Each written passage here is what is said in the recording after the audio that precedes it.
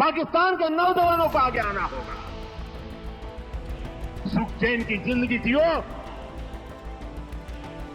रोटी खाओ, वरना मेरी गोली तो है।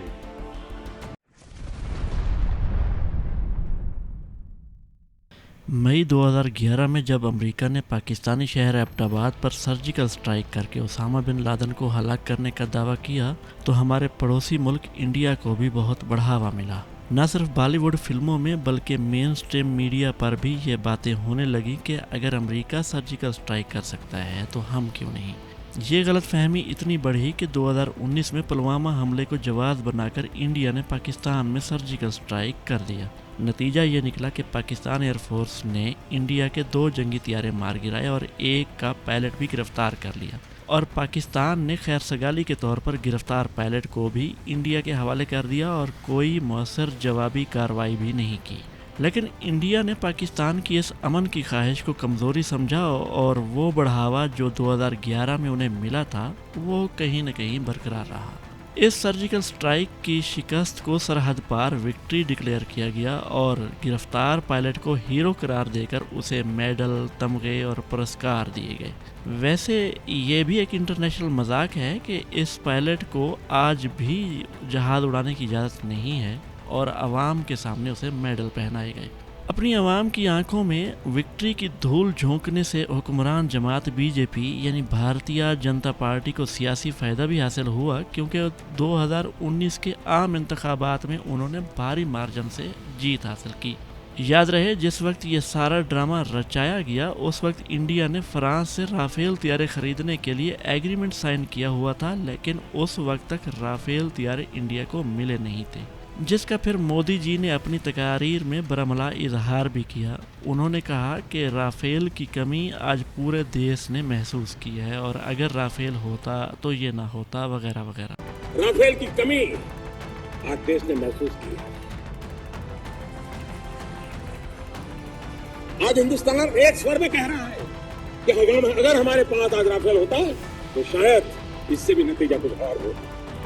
फिर जब इंडिया को राफेल तैयारे मिल गए तो सर्जिकल स्ट्राइक की प्यास फिर से जाग उठी, जो 2019 में तैयारे गिर जाने की वजह से बाकी थी। फिर उसी पुलवामा की तर्ज पर एक और ड्रामा पहलगाम रचाया गया और फिर ताकत के नशे में चूर मोदी जी पर फिर से सर्जिकल स्ट्राइक का भूत सवार हो गया। लेकिन अब किया जाए, अगर पाकिस्तान की हदूद में दाखिल होकर सर्जिकल स्ट्राइक किया जाए तो वो तो मारेंगे। फिर फैसला ये हुआ कि इंडिया की हदूद के अंदर रहते हुए हम मखसूस मकामात को निशाना बनाएंगे, जो कि उन्होंने बनाया, जिसमें कई मासूम जानें भी गईं। लेकिन इसी सर्जिकल स्ट्राइक के दौरान पाकिस्तान एयरफोर्स ने जवाबी कार्रवाई करते हुए 5 इंडियन तैयारे मार गिराए, जिनमें 3 राफेल तैयारे भी शामिल थे। वही राफेल जिसके घमंड में सर्जिकल स्ट्राइक शुरू की गई। पाकिस्तान ने फौरन ही बता दिया था कि हमने 5 इंडियन तैयारे मार गिराए हैं, क्योंकि वो तैयारे इंडियन हदूद में गिरे। तो इंडिया ने पहले तो इनकार किया, लेकिन बाद में दबे अल्फाज में तस्लीम किया कि नुकसानात तो जंग का हिस्सा होते हैं, लेकिन ताहाल ये नहीं बताया कि हमारे कितने तैयारे तबाह हुए। फिर उन्होंने सोचा कि ये तो राफेल को भी मारते हैं। उन्होंने इसके बाद इसराइली साख्ता ड्रोन पाकिस्तान में भेजे, जिन्होंने पाकिस्तान के मुख्तलिफ हिस्सों में पहुंचकर तबाही मचानी थी, लेकिन पाकिस्तान फौज ने उन ड्रोन्स को भी मार गिराया। और मुख्तलिफ वीडियोस में देखा जा सकता है कि किस तरह पाकिस्तानी आवाम ने इन ड्रोन्स का भी मजाक उड़ाया। ये हिकमत अमली भी नाकाम हो गई तो उन्होंने डायरेक्ट मिसाइल दागने शुरू कर दिए, जिसके जवाब में पाकिस्तान ने भी ऑपरेशन बुनियान मरसूस का आगाज किया और भरपूर और मौसर जवाब दिया, जो कि फिर दुनिया ने देखा और जिसके बाद सीज फायर की कोशिशें भी तेज हुई और कहीं जाके सीज फायर हुआ तो मोदी जी ने सुख का सांस लिया। कहने का मतलब ये है कि पहले 2019 में 2 तैयारे गिर जाने के बाद कहा गया कि राफेल नहीं थे, राफेल होते तो ये ना होता।